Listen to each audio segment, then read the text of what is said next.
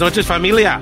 This is Rico, and you're watching the simulcast of the Founding Translation Talk Show and Bomba Live, the virtual Puerto Rican celebration.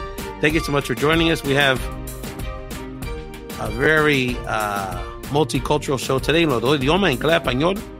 A very serious conversation we're going to have later in the show about, all right, boycott Goya, but what do we do now? Very serious conversation with our great friends from the Brands of Puerto Rico, the National Puerto Rican Chamber of Commerce, and discuss some updates. I have some very critical information for people related to the COVID-19 crisis that we got to get out there to our folks. The impact happening on the Latino community is unbelievable. But we're going to have a little fun with our friends from Puerto Rico, a group that's part of the next generation, the Talento Boricua in the music world. And we couldn't do it without my fearless co-host, Sulaih Picorelli. You're back. Hola, how are you? I miss you. I miss you so much. And we've never met in person. So yes, the feeling is mutual. Sulaih, this is going to be a great show. Again, later on in the show, we're going to talk to our friends in the business community, sort of a follow-up from the great business panel that we had during the Big Bomba Live show in June. And then we're also going to have some other serious conversation, but we are going to mix it up because we know you're a singer, you love the arts, and I know you're excited about this conversation we're going to have with La Parcha in a few minutes. So very excited, but we do have to talk a little bit about the stuff that's been happening, There's no question about it. First of all, our thoughts and prayers with the Rivera family. She was missing during last week's show, so we didn't want to jinx it, and we obviously were all hoping for the best for her, but unfortunately, actress and, really mega celebrity Naya Rivera unfortunately passed away, apparently saving her son from drowning. I know Sulaih is someone that follows the arts and sort of this June generation of Latina Hollywood talent. I know that was very sad news to hear. I think it's definitely, I don't know if you read about, this happening to other folks who visited that area. And definitely, there has, a need for some sort of, hey, this might happen. It's so scary. And then to think that she was out there by herself with her 4-year-old son, and also to know that she was able to get her son back to safety.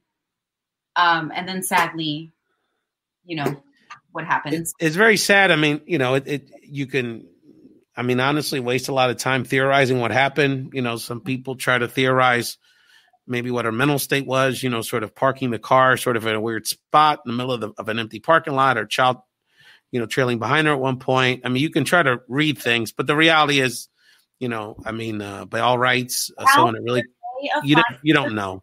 Yeah. In my mind, I'm like, why would you be out in the middle of this humongous lake by yourself? It's not crowded. There's nobody around. It wasn't really safe really for one individual person and one little kid. But the reality is that, our thoughts and prayers for the family. Naya meant a lot for, she obviously had a good heart, her coworkers. I don't know if you saw the Glee, cast where went along the lake together. Her dad jumped in with all his clothes. She meant to a lot of people, obviously a Latina icon for her generation, an LGBT icon playing a openly gay character on Glee.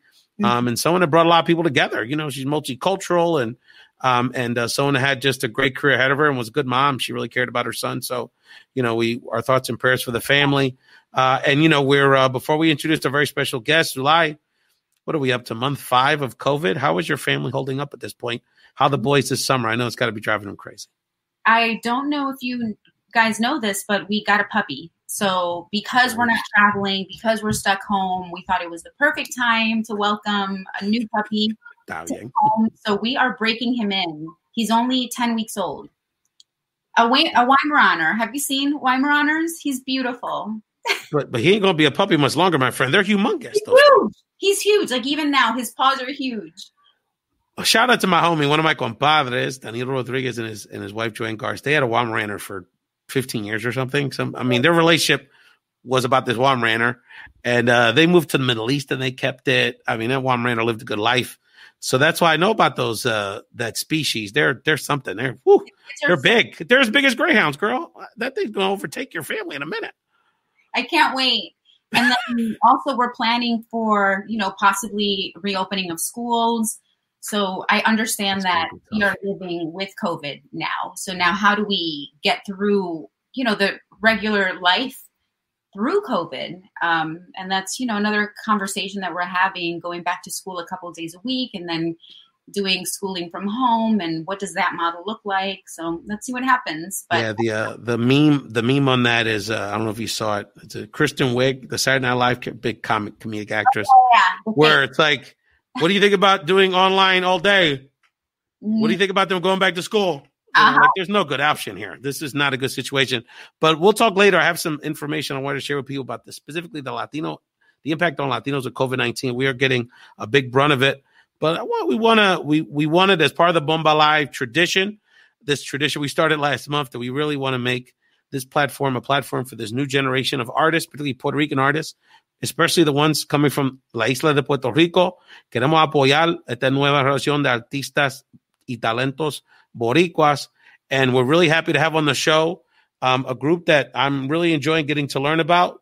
Que tiene una mezcla. It's really hard to even describe, and I think, Sulaih, you're going to have some questions for about, how to even describe their music. A real interesting sound. Y son buena gente, Calde y Pablo Javier del grupo La Parcha. Bienvenidos, hermanos.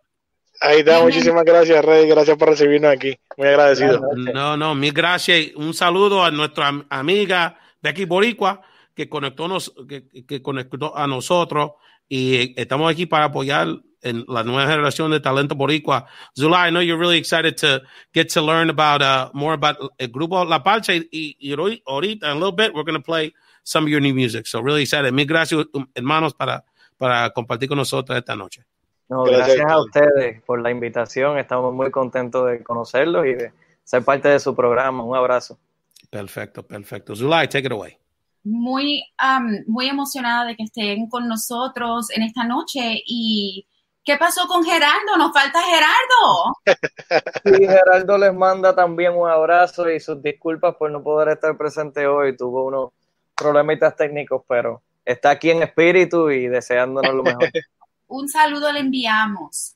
Entonces, claro, para comenzar, porque yo pude leer y ver algunos videos sobre la trayectoria de La Parcha, pero que me ocasiona mucha ilusión conocer, a ver si me hablan un poco de cómo fue que se conocieron este grupo de amigos, y dentro de esa amistad, ¿en qué momento fue que vieron que podían crear una oportunidad musical?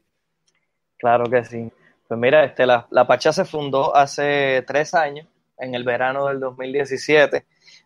Cada cual en el grupo tenía sus proyectos independientes. Tocábamos en diferentes lugares de Puerto Rico con nuestros proyectos. Se me dio tocar en un restaurante en el sur de Puerto Rico, en el pueblo de Salinas. Y ahí es donde vive el señor Gerardo, que hoy no pudo estar con nosotros. Él es la persona que tiene la visión inicial de La Parcha. Cuando él escuchó el performance que yo estaba dando, se acercó a mí y me dijo: mira, Pablo, ¿sabes qué? Hace tiempo que estoy queriendo hacer un proyecto refrescante, y creo que la voz tuya encaja perfectamente con lo que yo imagino. Y entonces ese fue el primer acercamiento, la primera chispa que encendió el inicio. ¿Y qué tal tú, Calde? Un gusto conocerte. Háblanos de la experiencia para ti. Gracias por recibirnos aquí. Pues después que Pablo y Jerry tenían ese plan, esa idea de crear un grupo que tuviera un sonido refrescante, le hacía falta la pieza que tuviera la melodía. Ya Jerry se encarga de la percusión, Pablo de las voces, y hacía falta algún instrumento extra que pudiera acompañarlo. Ya nosotros 3 nos conocíamos de un grupo que tocábamos antes en los hoteles, los 3 juntos, y de ahí decidimos hacer un proyecto completamente aparte, que fuera más de música original, aunque también tocábamos covers, y ahí decidimos hacer La Parcha. Ellos me llaman, me dicen: Calde, tengo este plan, tengo esta idea, ¿te gustaría intentarlo? Y yo dije: claro que sí, vamos a hacerlo. Fuimos a un ensayo y desde el 2017 hasta el sol de hoy nació La Parcha. Seguimos haciendo música por ahí. Así que tú y Pablo Javier, ¿cómo te dicen a ti? ¿Solamente Pablo, Javier? ¿Cómo te llaman? Mi nombre es Pablo Javier Nieves, y en cualquiera de los nombres me puedes llamar, pero me suelo presentar como Pablo Javier. Sí. Ok, porque yo de buena primera vi que a Calderón le gusta que le dicen Calde. Que le digan sí. Entonces, la única persona que me llama Carlos Calderón es mi mamá cuando me va a regañar. Ok, eso soy yo. Y Calde, entonces, ¿en qué momento se conocen tú y Pablo Javier? Pues yo te diría que primero conocí a Gerardo y yo nos conocimos, yo te diría que para el año 2015, 2015, 2016 por ahí, en la orquesta que te mencioné que tocábamos antes. Ya nos conocíamos, él se encargaba de hacer la percusión y yo era el que sustituía al pianista de esa orquesta cuando no podía, que es nuestro pana Georgie. Cuando no podía, pues ahí yo conocí primero a Jerry. Yo te diría que Pablo entró. Pablo, ¿en qué año fue que tú entraste? ¿2017, 2018? A finales de ese 2017, justo cuando ¿verdad? La Parcha estaba empezando, entré a la orquesta esa, es un wedding band, como le decíamos acá, Sí. y pasamos muy bien. Sí, el 2017. Ahí se encargó Pablo y ya pues Jerry y yo nos conocíamos y de ahí nació La Parcha. A ver, entonces, si nos hablan un poco sobre la influencia musical, esa es otra cosa que nos llamó mucho la atención porque vemos influencia de reggaetón, influencia del vallenato. Háblenos un poco sobre eso. Sí, mira, La Parcha, como bien había mencionado Calde, nuestro primer juego fue cantar covers en diferentes lugares. Pero yo, que me dedico a escribir canciones desde muy pequeño, y ya me había probado escribiendo canciones para otros artistas, le presenté mis temas a los muchachos, entonces ellos quedaron encantados, entendieron la visión que yo tenía para hacer la música, y las influencias de nosotros venían de todas las direcciones de la música. O sea, tenemos influencia del rock, tenemos influencia de lo latino, tenemos influencia de todo tipo. Entonces, encontramos un common ground con el sonido bonito que tienen los acordeones en la música colombiana, del vallenato. Entonces nos encanta la música colombiana y los artistas colombianos y buscamos la manera de fusionar lo que son nuestras influencias puertorriqueñas con esa música tan bonita que hacen ellos, y ahí nacieron nuestros. Calde, ¿quieres añadir algo a ese sentir? No, así mismo como lo está diciendo Pablo, somos tres mentes diferentes, pero con muchas ganas de hacer música, y entiendo que el toque y el color que tiene la música de La Parcha viene a raíz de eso. Somos tres mentes, tres gustos musicales distintos, pero que siempre nos inclinamos hacia la buena música, no importa el género, siempre hacemos la buena música, y entiendo que esa es una de las peculiaridades que describe La Parcha. Entonces, antes de que podamos ver el primer sencillo de ustedes, si, no sé, uno de los dos me habla sobre, porque a mí me encanta la música, me gusta mucho conocer cómo es que, pues, cómo tú coges tantas cosas y las haces en una. Y una de esas cosas interesantes es el proceso de grabar un disco, de escribir las canciones, que si los instrumentos, es todo un proyecto grandísimo. ¿Nos hablan un poco sobre cómo fue la experiencia de ustedes? Claro que sí, mira, nosotros hemos sido bendecidos que en nuestros inicios contamos con personas muy talentosas que creyeron en nosotros. Una de las personas fue Jay Lugo, un productor muy, muy bueno, junto con Eggy también, que creyeron en nuestro talento, vieron escucharon las canciones y vieron la oportunidad de ayudarnos a entrar en los mejores estudios que hay aquí para realmente crear. Acá, a la hora de crear la música, sin embargo, pues lo hacemos de una forma orgánica. Usualmente yo llamo a Calde a la hora que se me ocurra la primera chispa de inspiración con algún tipo de melodía, que no suelen llegar en las horas más oportunas. A veces puede ser a las 3 de la mañana, a veces puede ser a medianoche, que le envío una idea a Calderón y por allá Calderón empieza a darle mente y ahí te puede hablar de todo lo que hacemos. Cuéntale ahí un poquito, que ahora también Calde se dedica a producir. Sí, pues estamos en ese proceso. Yo te diría que no tenemos un estándar de cómo escribir un tema, porque como tal, a veces llega la melodía primero, a veces llega la letra, a veces tenemos una meta, mira, me gustaría escribir un tema acerca de esto, y ahí comenzamos a elaborar. Pero básicamente este tema de Darte un Beso, que es el sencillo que tenemos en promoción, nació, yo te diría que era una noche, yo te diría como a las 8 de la noche. Pablo nos envía un audio al chat que tenemos de la banda y dice, muchachos, tengo este tema, escúchenlo y me dejan saber. Yo lo escucho rápido, él está con su micrófono y su guitarra grabándolo en la casa, y yo me paro frente al piano, me siento y digo, oye Pablo, me gusta eso que está pasando, ¿qué tú crees si le agregamos esto? Le hago un mini arreglo y le agrego un poco de letra. Pablo dice, me gusta eso. Jerry me dice, mira, vamos a hacerle este ritmo por aquí y por acá, y empezamos a desarrollar ese tema entre los cuatro, nos metimos al estudio y así fue que nació Darte un Beso. Wow. Estamos escuchando a Calde, Carlos, a.k.a., como se dice, Carlos Calderón, y el cantante del grupo principal, Pablo Javier Nieves.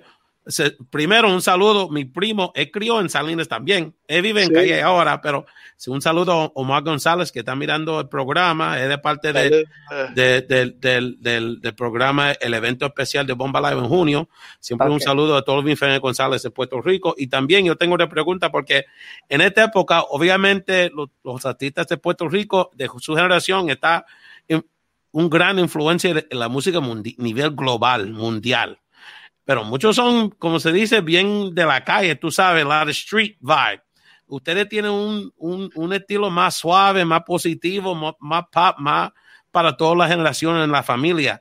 ¿Esa aplica porque hagan música que tiene ese ritmo de más suave y más para toda la gente en la familia?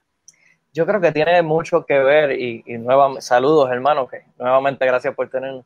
Tiene mucho que ver con nuestra forma de ser y las influencias que nos han visto crecer en la música. Nosotros queremos modernizar la forma de hacer la música que existía antes.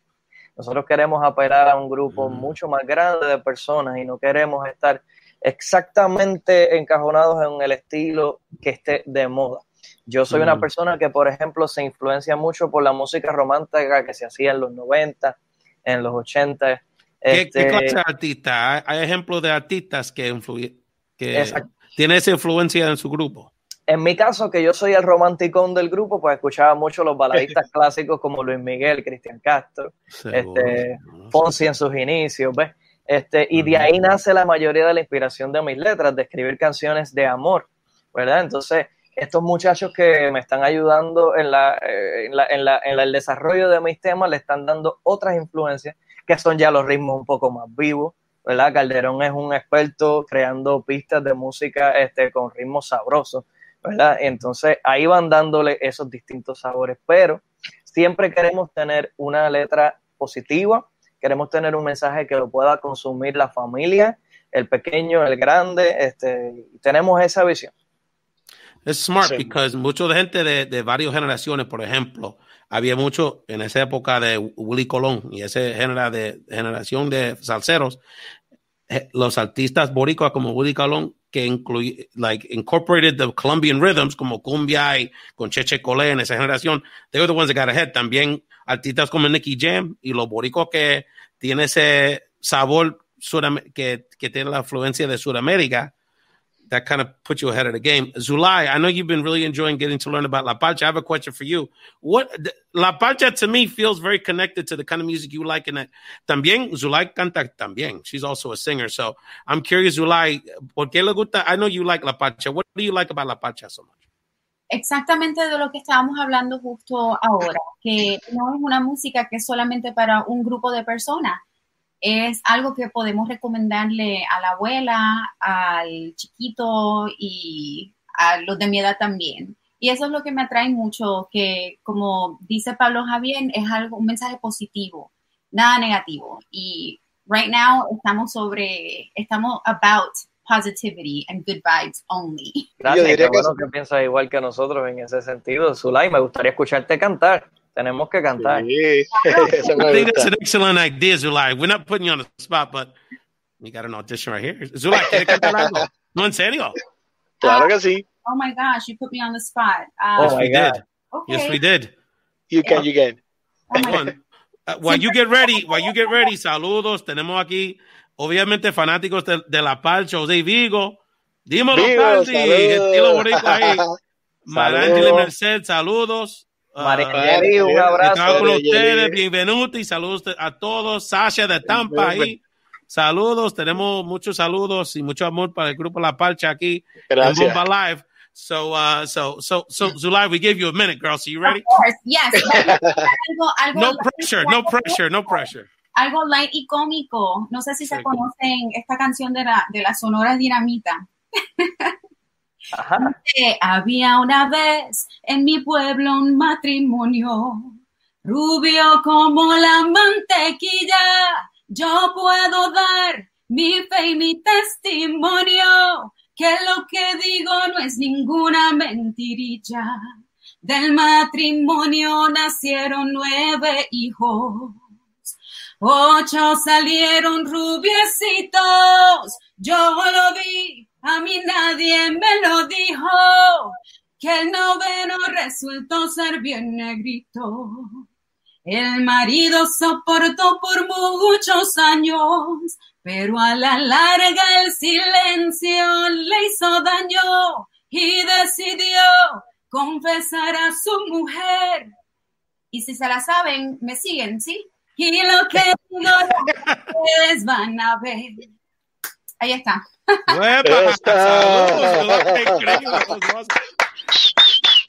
Tienes fanático por aquí ahora. Qué bueno. Pero esto es lo que pasa, hermanos, porque la comunidad tenemos tanto talento, hermanos. ¿Cómo habla un poco sobre el escenario ahora en Puerto Rico? Porque obviamente la música en la calle de Puerto Rico son súper calientes, pero también estamos en la pandemia también y todos los crisis que está pasando en Puerto Rico. Habla un poco sobre el ambiente ahora en Puerto Rico para los artistas. Pues mira, el ambiente ahora mismo para los artistas está un poco difícil en cuestión de exposición en vivo. Aquí en Puerto Rico literalmente hace 1 o 2 horas volvieron a trancar el país, hicieron un lockdown un poco más riguroso porque hubo un repunte de casos de coronavirus y pues obviamente hay que moverse y volver a lo que nos funcionó desde un principio. Y lo primero que se cortó fue el entretenimiento. Obviamente todos los artistas, ya sea músico, bailarín, cantante, actor, ¿qué te puedo decir? De obras de teatro, que trabajes para el cine, todo eso pues obviamente volvió para atrás. Está un poco difícil, pero por lo menos nosotros en La Parcha no hemos parado de trabajar, simplemente nos modificamos a lo que está sucediendo y obviamente no podemos estar en eventos en vivo, pero sí hemos aprovechado esta cuarentena y hemos escrito, yo te diría que ya hay alrededor de 6 temas. La semana pasada estuvimos en el estudio y grabamos 2 temas ya, que íbamos con la idea de grabar solamente uno y gracias a Dios salieron 2, que por lo menos a nosotros sí nos ha afectado en cuestión de los performances en vivo, pero no nos hemos detenido, simplemente nos ajustamos y aprovechamos este tiempo que quizás con la agenda tan ajetreada que llevábamos antes del coronavirus no podíamos hacer para entrar al estudio, pues aprovechamos este momento y estamos grabando esos temas nuevos. Tenemos otro parte de la familia de Bomba Live que quiere saludar a ustedes, que va a ser parte del próximo segmento, el presidente de Brand de Puerto Rico, alguien que está envuelto en negocio en Puerto Rico y también está trabajando con diáspora para el negocio para los boricuas que están en mainland. Alan Taveras de Brand de Puerto Rico. Saludos, Alan. Saludos, que es la que hay, mi gente. Saludos. Hay La Parcha. Hey, saludos, hermano. Saludos, brother. Un abrazo. Alan, su perspectiva sobre la entrevista con La Parcha, específicamente el ambiente para artistas y, en su caso, negociantes en Puerto Rico ahora. Mano, como decimos acá, me pompió mucho escuchar que se están formando grupos nuevos, que hay gente en la calle joseando, echando para adelante los proyectos, y más con, por ejemplo, cuando dijiste Luis Miguel, yo soy fan de Luis Miguel y de esa romántica, que yo soy amante de la música. Incluso cuando yo empecé a hacer negocio, yo me recuerdo cuando empecé fue cuando yo me sacó de Jale Carto en Peso, que lo llevaba a discoteca acá en San Juan, el viejo San Juan, y empecé así a promocionar eventos. Después me moví a las otras cosas, pero yo creo mucho en la música y no es ni creer. El mundo entero sabe que donde mejor se hace música es en Puerto Rico, y lo que están haciendo los muchachos es un palo. Lo que dijo Calde, que en vez de quedarse en su casa se metieron al estudio. Esa es la mentalidad que Puerto Rico necesita. Hay que producir, en vez de quedarnos con brazos caídos y no hacer nada. Hay que producir, porque una vez que se levante eso, los muchachos ya tienen suficientes balas para salir y comerse la calle. Así que yo no lo había escuchado, ya lo seguí en Spotify y tengo ahí el YouTube ready para darle play cuando se acabe esto y prender la noche con ustedes, y los felicito. Así es que hacer. Perfecto. Sulaih, su pregunta final, última pregunta para los amigos nosotros de La Parcha. Me dio tanto gusto conocerlos. Mi única pregunta es que por favor vuelvan para que podamos conocer a Geraldo. Claro que sí, muchas gracias. Así será. Ojalá que sí. Algunas palabras finales para nuestros amigos de La Parcha. Un saludo. Becky Boricua está en el chat también y ustedes tienen muchos fanáticos de Florida, de Puerto Rico. Ahí tenemos Miraida ahí, mucho éxito. Miraida, saludos. Y Marta Vázquez, mande saludos y también Marta, Joel, que va a ser Grisel. parte del próximo segmento. Pero algunas palabras finales de nuestros amigos de La Parcha. Dile, Pablo, dile tú por ahí, después voy yo. Nada, a todos los que nos están escuchando y a ustedes en Bomba Live les queremos agradecer la oportunidad que nos dieron aquí de hablar con ustedes. Cuenten con nosotros para todas las futuras ocasiones que nos quieran. Esperemos que disfruten nuestra música. Nos pueden seguir, ya saben, en todas las redes como La Parcha Music y buscar nuestro nuevo sencillo Darte un Beso, y esperamos que lo disfruten, de Puerto Rico para el mundo. Y vamos a escuchar, tenemos la bendición para escuchar ahora y ver el nuevo video de La Parcha, Darte un Beso, de parte de La Parcha. Felicidades, hermanos. Gracias. Y aquí en Bomba Live somos el puente entre los artistas, talentos, líderes, entre los boricuas que viven acá en los Estados Unidos y nuestras familias, amistades en Puerto Rico. Cuento con nosotros y el futuro de todos sus esfuerzos. Muchas gracias. Más que agradecido. Bendiciones.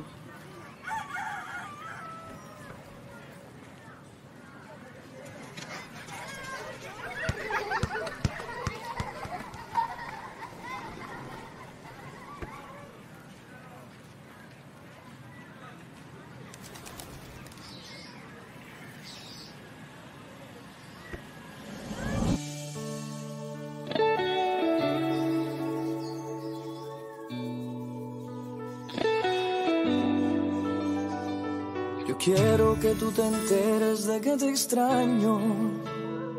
Desde el momento en que me despido frente a tu puerta. Quisiera ser yo el que todos los días del año, con un cafecito en mano, a ti te despierta. Cantarte mis canciones al oído y celebrar que estás aquí conmigo, haciéndote el amor hasta que me pierda en tu corazón. Yo quiero darte un beso, amor de mis amores, un beso de agua fresca para que bailen todas tus flores. Yo quiero darte un beso cuando caiga la noche y hasta el amanecer quiero pintar mi cuerpo con tus colores. Quiero besarte como si fuera la última vez, como si luego de esta noche no hubiera un después. Que mis manos se dediquen a explorar tu piel, que tu sonrisa se combine con tu desnudez. Te quedes conmigo esta mañana y cuando entre el sol por la ventana nos desayunamos en la cama. Yo quiero darte un beso, amor de mis amores, un beso de agua fresca para que bailen todas tus flores. Yo quiero darte un beso cuando caiga la noche y hasta el amanecer quiero pintar mi cuerpo con tus colores. Yo quiero darte todo, porque sin ti no hay nada, nada. Quiero despedirme nunca más de ti, quiero vivir contigo, quiero ser feliz. Quiero darte todo, porque sin ti no hay nada, nada. Porque sin ti me muero, por eso es que yo quiero. Yo quiero darte todo, porque sin ti no hay nada, nada. Ay, no quiero vivir solito, bebé, yo necesito tu calor. Yo quiero darte un beso, amor de mis amores, un beso de agua fresca para que bailen todas tus flores. Yo quiero darte un beso cuando caiga la noche y hasta el amanecer quiero pintar mi cuerpo con tus colores. No hay una segunda oportunidad para la primera impresión. Te lo digo yo. Yo quiero darte un beso. Desde Puerto Rico para el universo, nosotros somos La Parcha. Yo quiero darte un beso. Thank you, Calde y Pablo Javier de La Parcha. That was a great segment. Sulaih, I know you enjoyed that. And Sulaih, I should have given you a little heads up, but you did an incredible job singing. Thank you for that. I think they were very impressed. Thank you. That was a lot of fun. That was a lot of fun. No, I really appreciate not only La Parcha y Becky Boricua setting that up, but the Bienvenido, their manager, Robert Bienvenuto, and Venuti, and the rest of the family de Puerto Rico y Florida, todos los fanaticada de La Parcha, escuchando el programa hoy. Thank you so much for being a part of this. You know, one of the other big things that's impacting the Latino community, the Puerto Rican community a lot, is this discussion about Goya, which we want to get into. And one of the things that we've been talking about on social media and with our leadership around the country and in Puerto Rico throughout the week is that regardless of what you feel about it on the political spectrum, which is another conversation we'll get into a little bit, is that this is an opportunity for us to really talk about how do Puerto Ricans, especially here on the mainland, support businesses, take this opportunity to support businesses in Puerto Rico and also support small business owners here in the mainland, because the Goya family's got plenty of our money. So let's share it with some of our other friends. And there's no one better to talk, literally two of the best people in the country and on the island to talk to about this. Let's bring back Alan Taveras from Brands of Puerto Rico and Joel Berrocal from the National Puerto Rican Chamber of Commerce. Alan, welcome back. Oh, thank you for having me back. It was an awesome song, man. La Parcha. Yeah, no, and we're going to play one of their other videos, de Mi Maneras, at the end of the show. So, and when Joel gets out of the cave, we'll have him join us. So, Alan, why don't we start with you? You are the president CEO of Brands of Puerto Rico. So, how is this discussion around boycotting Goya and a critical eye? How is Brands of Puerto Rico now engaged in this conversation to share with people? Look, there are other products, there are other Puerto Rican-owned businesses on the island in the United States that you can tap into to get these goods and services. Yeah, and I think there's a really important point on what you say. It doesn't matter where you stand on the politics side of it. I think it's more of the trust issue and a Boricua issue. So as you said, there's a lot of alternatives. For the last 6 years, we've been working with small producers here in Puerto Rico. For example, adobo brands, we have over 6 adobo brands. And for us, this whole boycott crisis thing actually has been extremely good for businesses, for our brands. On Friday, it exploded. We just posted photos of our adobos, and we said adobos that won't let you down, and that went viral on Twitter and on Facebook, and the sales increased. Being on calls with the adobo makers here throughout the weekend and the week, because they are super surprised. Roughly like 500 people that never came to our website went in and bought the entire section of adobos. So it's really good to see. Because as you were saying, I think it's really important, and what my brother and I did when we founded this company, we needed a bridge between the Puerto Ricans that stayed in the island and were making products and trying to move forward the economy, and the Puerto Ricans in the States. For us, it's only one Puerto Rico. It doesn't matter where you are. If you're Boricua, you are Puerto Rico. And what we're trying to do is make everyone feel like they're back in the island by giving them those good products, and at the same time bringing new money to the island to kickstart that economy. So for us, it's been a blessing in disguise. We don't take sides. We just offer our alternative of great products that people never knew about. People are really feeling what you're talking about. Alan, our great contributor, Zoe Colon, one of our great leaders in Central Florida, says, love it, Adobo Activism. That might be the title of this episode, Zoe. You may win the prize for that. But Alan, I want you to talk a little bit about the history of Brands of Puerto Rico, because, it didn't just start. And one of the things that I've been trying to, as Joel in the background turns himself from portrait landscape, is that, that a part of what's been frustrating to me about this debate, and I'm in the boycott them, you insulted us, we can move on to other people that are for real, is that, it's almost insulting to think there's only one place you can buy your beans. We have Puerto Ricans and other options of people that are not only on the island, and why not support, instead of the humongous business that doesn't treat the workers all that great anyway, why don't we support our local business people who are trying to do it for our own community? And Ray, that's exactly part of the point, that the smaller businesses don't have Goya money for advertisements, for example. That's right. So then, how do we find out about other brands? Thankfully, through Brands of Puerto Rico. That's really I think a positive side of the economic crisis in Puerto Rico that unfortunately has made millions of people leave the island is that people lost their jobs and suddenly they were faced with the decision, either I make something or I leave. So the people that decided to stay and make something, now we're seeing like a new batch of entrepreneurs, something that me growing up, I used to go to the supermarket. I only saw 2 brands of like the Goya or the Accent, but I never saw these authentic, small boutique brands. And now they're popping up. We've been, for example, our history is actually part of the diaspora. My brother went to Boston to school. I went to Argentina to school. My mom used to send us these little care packages with adobo, coffee, and everything that all Puerto Rican moms do. So that when we came back to the island, we decided to do a business that would help the economy and would help all the small players that couldn't go to the supermarket. So we decided to create a virtual supermarket for Puerto Ricans everywhere, because I know Puerto Ricans everywhere in the world, and we all have one thing in common. We want to help the island. So we created that tool for them to be able to help, not only to donate money, but to actually purchase from small entrepreneurs, because the backbone of every economy are strong, medium, and small mom and pop shops. So that's what we're doing. We're working with mom and pop shops down here in the island to make them stronger and to make the economy stronger. And there is so much potential. We're talking to Alan Taveras from the Brand of Puerto Rico and Joel Berrocal from the National Puerto Rican Chamber of Commerce. We're going to engage in this conversation.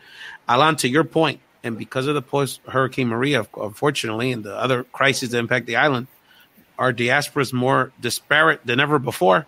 In the last week, there's been just in the last week, a Puerto Rican Facebook page for Puerto Ricans in North Carolina has engaged Bomba Live, and a Puerto Rican Facebook group for Puerto Ricans in California have reached out to us. So just in the last 2 weeks, by the way, well over 100,000, if not more, Puerto Ricans in the state of North Carolina have moved in the last few years because of post-Hurricane Maria. So that also has great political implications. Joel Berrocal from the National Puerto Rican Chamber of Commerce. Finally, we got our tech situations taken care of. So, Joel, you're focused, of course, being that bridge between Puerto Rican businesses in the diaspora and that also want to collaborate with Puerto Rican business owners on the island. So how does this Goya boycott business environment, how are you all engaged in this conversation around, hey, let's support our own small business owners? But yeah, well, with this boycott, I don't think anybody really expects this boycott to put Goya out of business or anything along those lines. Goya is Disney, Goya is Apple, Goya is Comcast. I don't think that is the end goal of all this. I do think this opportunity, we have to look at this opportunity as a way to build brand awareness to the plethora of alternatives that are available and help those alternatives in their market share. So we at the Chamber, what we're trying to do is pretty much use all the tools at our disposal to help businesses like Brands of Puerto Rico and the businesses that they represent to do just that. I think it's important to make it 100% clear that we as Latinos do not owe Goya our loyalty, that they do not represent us in any way, shape, or form. You know what I mean? So us as Latinos need to show them that if they drop the ball again, we can use our collective power of our dollar to make our voices heard. So that's kind of where we're at. That's right. And I think one of my brothers makes a great point here in the chat, someone that collaborates a lot with Joel and Alan, Michael Collazo. If we as a diaspora invested 10 to 20% of our consumer dollars to Boricua businesses, we would create thousands, if not millions, of jobs for Boricuas on the island of diaspora. And that's kind of my point. That's what I'm just trying to stress is that, we did this we're real good at doing this during crises, during problems. The Hurricane Maria, we mobilized, we supported each other, we created business, transportation chains. We created, if it wasn't billions, it was damn near close in goods and services and in cash to support the island and similarly with the earthquakes and the other issues. But I think this is a call to action to say, why don't we keep doing this? It doesn't just have to be we support the music artists. Just thinking about Jasmine De Jesus that was on the panel with you guys during the big Bomba Live event. There's a young lady that, incredible business owner. Now, because of her last business, it's, she's now back, doing live work. But what an incredible personal story that young woman has. Yvette Mayo, Puerto Rican business owner in Texas. You know how much feedback I got from people that say, people know Yvette from all over the country. Why don't Puerto Ricans support Yvette in her business exploits? Joel, tell us about kind of those mom and pop stories, how, Puerto Ricans being deliberate around supporting our business owners can make a big difference. I'm going to jump in Yes, and por favor, and sí. help you out. Just one example. We won Adobo company, Chuleria and Pote from Chef Biboni, that is the most popular one since this whole Goya thing. Chef Biboni told me he was about to hire someone because of the suddenly spike on volume. So that's just one job of sales over the weekend and the big volumes that they have. So it's what Michael Collazo wrote. The real democracy that we as Puerto Ricans, no matter where we are in the world, have is our consuming power. If we put our dollar to help promote and buy Puerto Rican goods and goods made in the island, it's going to have great effect on recovering Puerto Rico. It's more important to buy Puerto Rican products than to give money to a charity in Puerto Rico or something like that, because what we need is to kickstart the economy here. Once we have that, a lot of people are going to come back because the economy is good. So Puerto Ricans are going to be better here in the island and outside of the island if we start thinking that our dollar can actually change life and give people jobs here in the island. Absolutely. Sulaih, I want you to jump in this conversation because one of the things that you were very passionate about, especially when we started Bomba Live in June with the big event, was this idea of unity and the fact that we're creating platforms and spaces for us to not only enjoy our artists. It was great to hear La Parcha, La Música Suena, just to hear their personal story and how they're still going for it in Puerto Rico, but also that, we're working with Puerto Ricans and others around the country and around the world, really, to build these bridges. So I know this idea of collaboration and unity is a big part of what draws so many of us to the Bomba Live family. And it's like you say, we shouldn't wait for a tragedy to happen for all of us to come together and, pull together. But aprovechemos entonces el momentum y hagámoslo bien. Y como dice Alan, we need to kickstart the economy, not taking donations in the back end that we really can't rely on going forward, but we can rely on your financial support. If I can rely on your financial support, to Alan's point, we will be able to have that economy that Puerto Rico so desperately needs. One of the reasons my husband and I don't live in Puerto Rico right now is precisely, the job forecast back in 2006. Even then, it wasn't looking good for a newly married couple to raise a family. ¿Qué más quisiera yo que poder decir, vámonos para Puerto Rico y vivir la calidad de vida que, we built over these 14 years for ourselves here in Philadelphia. Unfortunately, right now in 2020, we cannot do that. And then on the flip side, Sulaih, look at how people like you and your husband and, the millions of us literally contribute to these communities in the stateside. Just thinking about wherever we go, we're contributing economically, we're contributing to the social fabric. How many friends we just had last week, Alan, Zulima Rodriguez on the show. We were talking about Walter Mercado and the documentary, and we should have a second to reflect on that too with this new group of friends. But Zulima's a leader in Phoenix, a Puerto Rican leader who has a small business, by the way, in Phoenix, Arizona, and is known throughout the Latino community as a leader for all Latinos in Phoenix. So we're like these ambassadors for our culture and our spirit. Imagine again, unfortunately, we all can't live on the island for lots of historical reasons and economic reasons, but we can act as one. And I think that's the Senate Bomba Live. What I want to do is I want to play another video that La Parcha has brought to us, De Mi Maneras. And then when we come back, July, I want to continue the conversation. You had some questions for Alan around talking a little bit about some of the products that people can find and support on Brands of Puerto Rico, and we'll give Joel a minute or two maybe to work on his tech stuff. Estoy mirando aquí lo que tienen disponible, pan sobao. Seguro que sí. Número uno, pan sobao. Seguro. So let's check out another video from La Parcha, and we'll come back with our panel talking about doing business supporting our own here as we go through the Goya product. Man, we got a lot of, Alan, you get a lot of commentary on doing business and a lot of commentary about the Ivanka bean picture. So we'll continue the conversation after another song from our friends from La Parcha. Dale.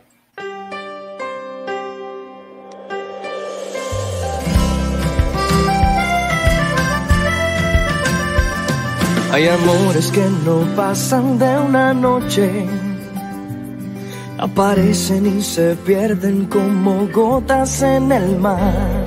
Hay amores en silencio que se esconden por creer que es un pecado amar en plena libertad. Yo tengo suerte de tenerte en esta vida, de que sanes cada herida con los besos que me das. Porque este amor me devolvió la luz del sol y me ha llenado el corazón de primavera y tantas ilusiones nuevas. Este amor que me salvó en la soledad, sin condiciones para dar la vida entera. Sabes dar de mil maneras tanto amor. De mil maneras voy a adorarte. Me quedo corto, yo jamás podré pagarte. Estaba perdido y me encontraste con esa luz de tus ojitos al mirarme. Y ya no quiero a nadie más. Este amor que tú me das me basta para vivir. Por eso te quiero decir que este amor me devolvió la luz del sol y me ha llenado el corazón de primavera y tantas ilusiones nuevas. Este amor que me salvó en la soledad, sin condiciones para dar la vida entera. Sabes dar de mil maneras tanto amor.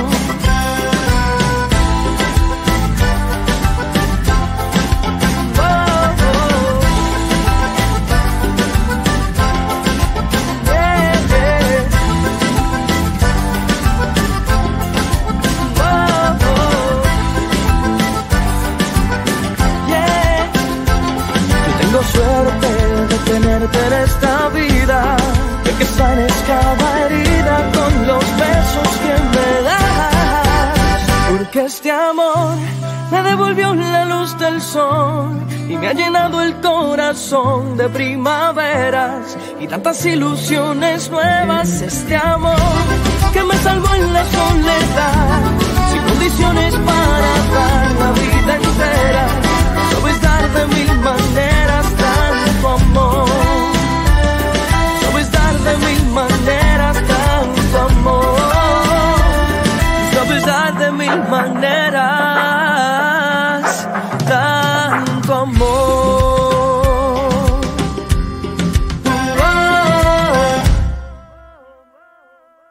Gracias La Parcha. Another great song from our friends at La Parcha. I like that song a lot, Sulaih. That was cool. Zola, I know you had another couple questions. Sí, yo estoy aquí hablando con ustedes, pero a la misma vez estoy en la computadora mirando los productos y veo que no tan solo venden, no tienen tan solamente defensa o alimento, pero que también tienen artesanías, productos para belleza, que acabo de buscar en polvo maja y no lo encontré. Es que Maja no es una marca de Puerto Rico, es una marca que le gusta a los puertorriqueños, pero no es de acá. Nosotros nos concentramos en marcas que son de Puerto Rico, que son de la cuenta. Pero eso que dijiste de artesanía es bien interesante. Nosotros trabajamos directamente con el Instituto de Cultura de Puerto Rico y estamos ayudando a los artesanos a que suban sus productos al internet.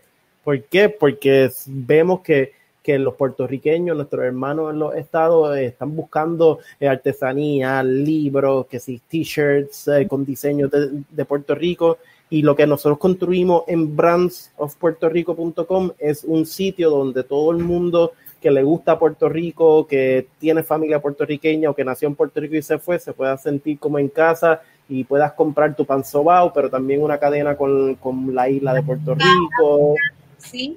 Una artesanía y lo importante es eso, hacer como la sala de la casa de abuela, que todo el mundo iba y jangueaba ahí, pues eso es lo que estamos haciendo. Y otra pregunta, Alan, ¿es posible entonces, o cómo, how do these brands in Puerto Rico, how do they reach out to you? ¿Cómo te podemos encontrar para alguna colaboración?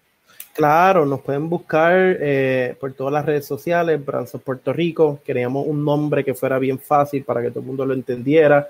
Nos puede escribir social media al email info@brandsofpuertorico.com. Y también no tanto la marca en Puerto Rico, nosotros le vendemos también wholesale a tiendas en comunidades puertorriqueñas que quieren vender sus productos. Entonces, si alguien que está escuchando esto ahora tiene un negocio, tiene una bodega o un mini supermercado, nosotros podemos llevarle nuestro catálogo para que ellos ofrezcan muchos productos y de marcas que de verdad son 100% de aquí y son working families, que yo creo que eso es bien importante, no tan solo lo que hacemos de ship it como si fuera un Amazon de productos de Puerto Rico, pero también estamos ayudando a business owners en los estados a tener productos locales. And we have Joel Berrocal for the National Puerto Rican Chamber of Commerce with us again. Joel, let's ask a question. We're doing the best we can. It happens with the tech sometimes, brother, but why don't we squeeze it in here? Tell us, if someone's watching this, they could be a hairstylist in Raleigh, North Carolina, or have a small business in Tampa, but they're not connected to the National Puerto Rican Chamber. Say, hey, I want to be part of this collaboration that you have here with Brands of Puerto Rico and the Puerto Rican diaspora supporting each other. So how do Puerto Rican businesses get involved with the National Puerto Rican Chamber, and what are the benefits of being part of the chamber? So our chamber is kind of unique compared to other ones, where we have a presence in both the states and in PR, and we kind of have the ability to connect those two unique, distinct ecosystems.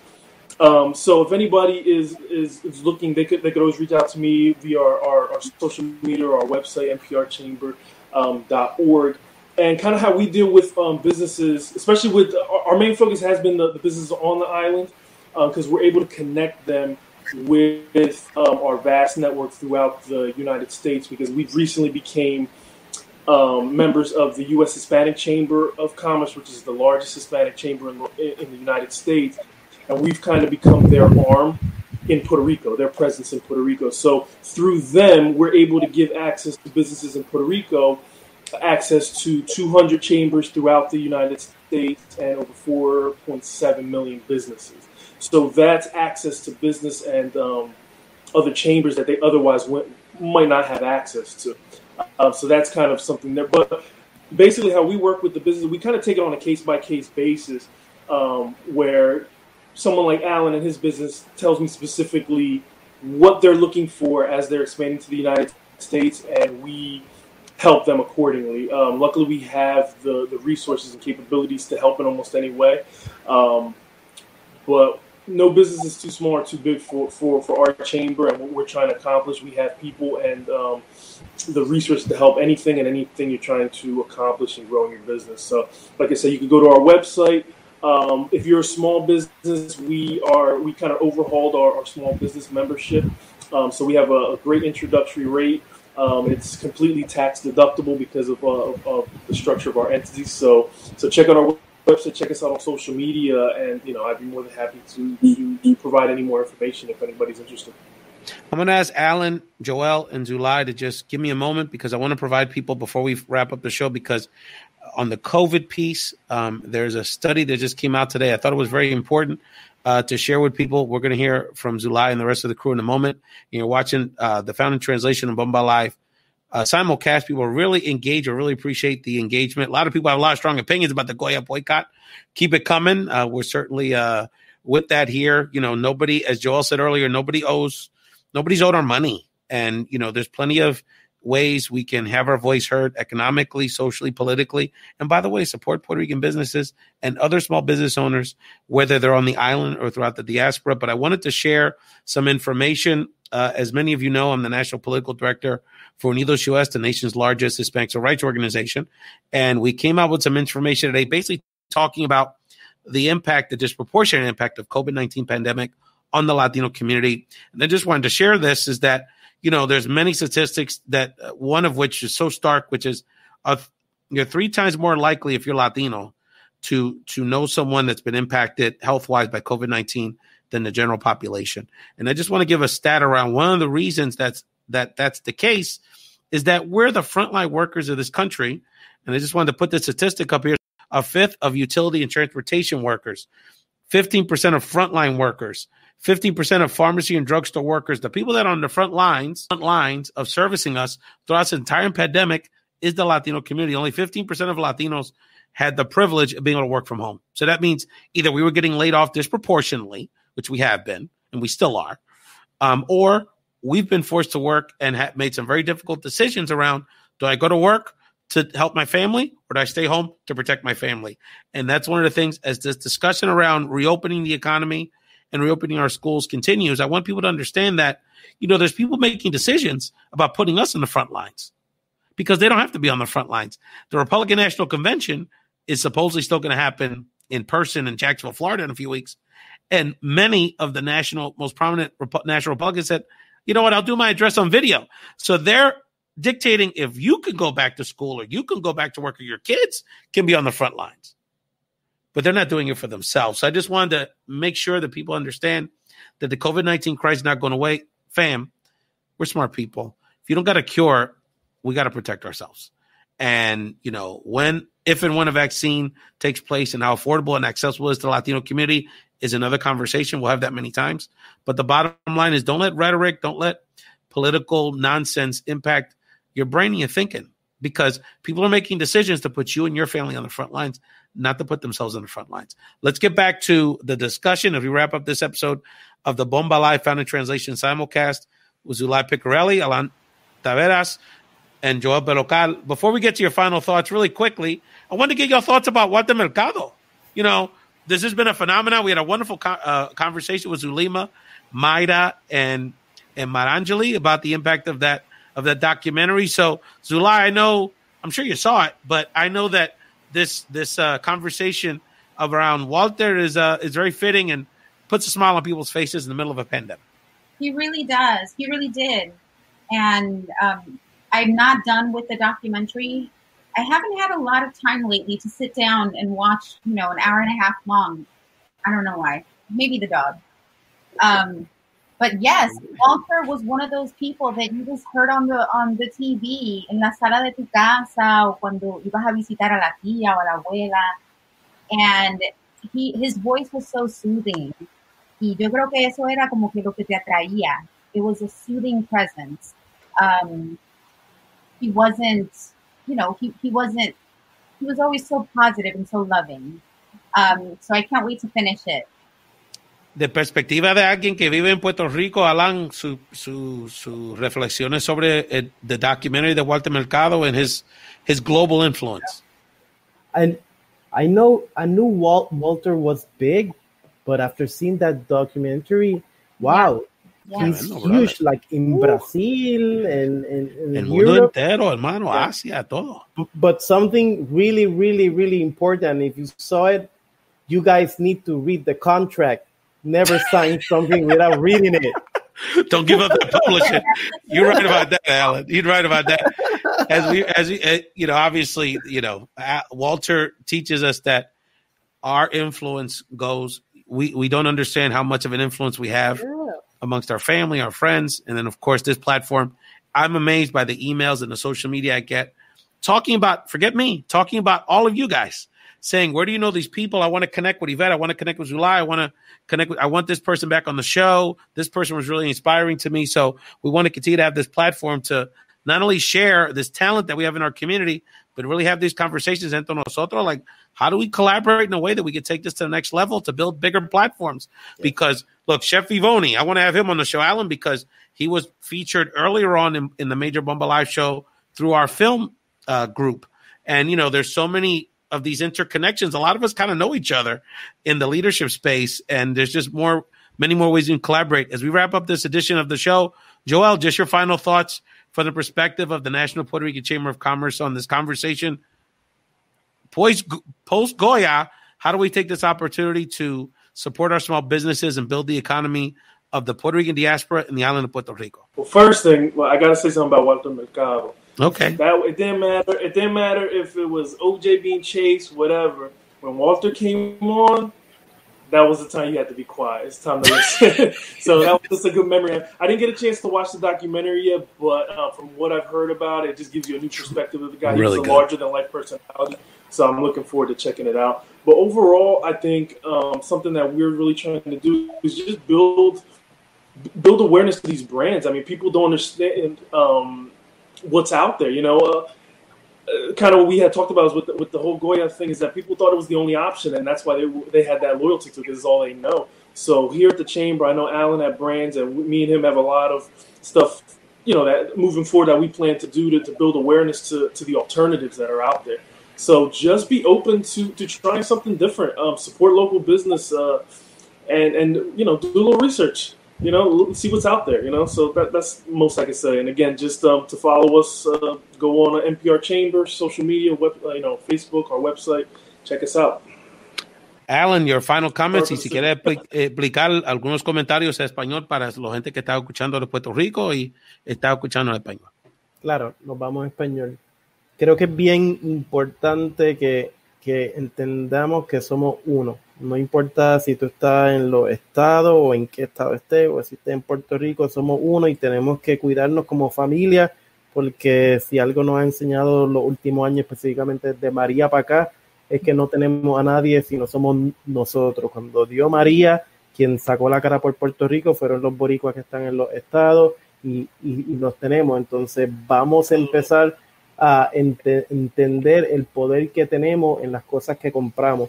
Si vamos a comprar un adobo, quizá un adobo de $5 cambia la vida que tú lo compras a una pequeña familia de Guayama o de un pueblo en Puerto Rico. Seamos más inteligentes y más conscientes, esa es la palabra, conscientes, que las decisiones que tomamos de comprar son decisiones que van a afectar vidas de gente en Puerto Rico que no se quiere ir, que está metiendo mano y que está tratando de sacar proyectos hacia adelante.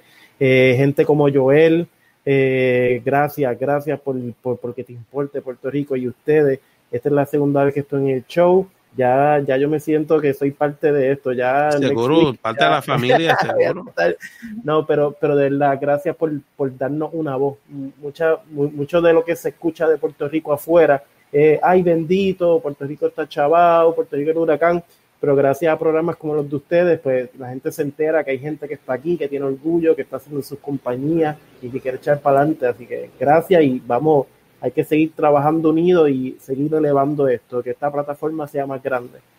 Well, the 3 words when we developed the mission statement of Bomba Live, Virtual Puerto Rico Celebration, was talent, character, and perseverance. And so that is what this is about, because, you know, we have talent in many areas. As you saw here today, we had music. We have business owners. In the case of Sulaih, a little of everything, you know, broadcaster, singer, commentator on some of these community issues, and that is the Puerto Ricans that I grew up with, and that is the Puerto Rican community that I am here to highlight and elevate, because that's what our community is really about, not the stereotypes and not what others learn about us. You know, one of the things, and then I'll ask Sulaih for final comments and we'll take it out, is that, you know, non-Puerto Ricans that grew up in the West Coast, I'm talking about Latinos, they grew up in, you know, Texas, California, they might have grown up 1 or 2 Puerto Ricans, but what they know about Puerto Ricans is what they see on television. Let's keep it real. You know, they see celebrities and they see, you know, they see what they see. And, you know, like you said, Puerto Rico está chavao, you know, and one of the things that they like to watch this show is that they get to learn the totality that we are very diverse people. And they say, wow, we didn't realize Puerto Ricans had so much depth and so much richness and history in the States and all these things on the island we just weren't aware of.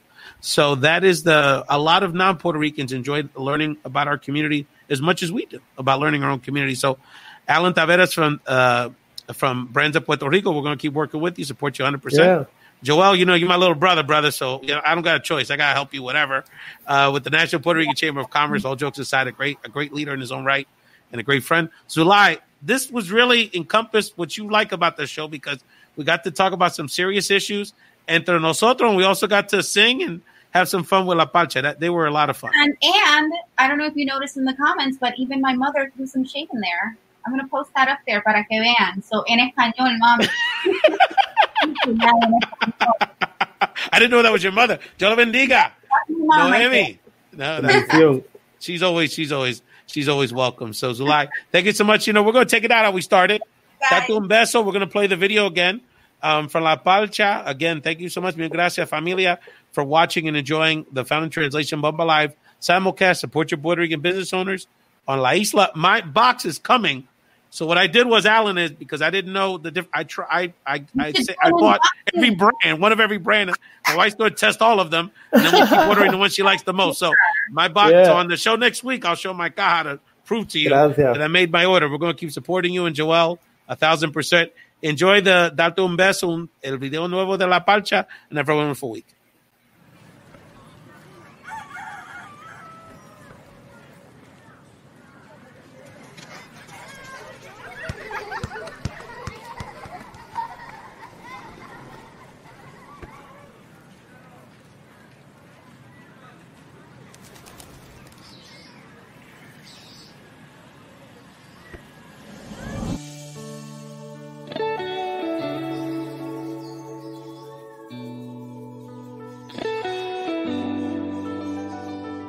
Quiero que tú te enteres de que te extraño. Desde el momento en que me despido frente a tu puerta. Quisiera ser yo el que todos los días del año, con un cafecito en mano, a ti te despierta. Cantarte mis canciones al oído y celebrar que estás aquí conmigo, haciéndote el amor hasta que me pierda en tu corazón. Yo quiero darte un beso, amor de mis amores, un beso de agua fresca para que bailen todas tus flores. Yo quiero darte un beso cuando caiga la noche y hasta el amanecer quiero pintar mi cuerpo con tus colores. Quiero besarte como si fuera la última vez, como si luego de esta noche no hubiera un después. Que mis manos se dediquen a explorar tu piel, que tu sonrisa se combine con tu desnudez. Te quedes conmigo esta mañana y cuando entre el sol por la ventana nos desayunamos en la cama. Yo quiero darte un beso, amor de mis amores, un beso de agua fresca para que bailen todas tus flores. Yo quiero darte un beso cuando caiga la noche y hasta el amanecer quiero pintar mi cuerpo con tus colores. Yo quiero darte todo, todo, porque sin ti no hay nada, nada. Quiero despedirme nunca más de ti, quiero vivir contigo, quiero ser feliz. Yo quiero darte todo, todo, porque sin ti no hay nada, nada. Porque sin ti me muero, por eso es que yo quiero. Yo quiero darte todo, todo, porque sin ti no hay nada, nada. Ay, no quiero vivir solito, bebé, yo necesito tu calor. Yo quiero darte un beso, amor de mis amores, un beso de agua fresca para que bailen todas tus flores. Yo quiero darte un beso cuando caiga la noche y hasta el amanecer quiero pintar mi cuerpo con tus colores. No hay una segunda oportunidad para la primera impresión. Te lo digo yo. Yo quiero darte un beso. Desde Puerto Rico para el universo, nosotros somos La Parcha.